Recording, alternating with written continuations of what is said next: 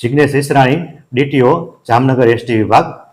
ફૂલડોલ પર્વ નિમિત્તે જામનગર વિભાગ દ્વારા એક્સ્ટ્રા સંચાલનનું આયોજન કરવામાં આવેલું છે।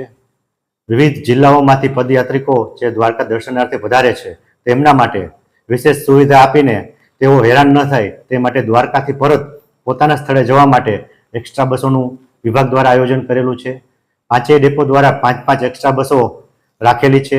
ક્યાંય પણ ટ્રાફિક વધુ જણાશે તો તે પ્રમાણે પ્લાનિંગ કરેલું છે। દ્વારકાથી સોમનાથ જવા માટે પોરબંદર, જુનાગઢ અને રાજકોટ માટે પણ પૂરતી બસોનું આયોજન કરેલું છે।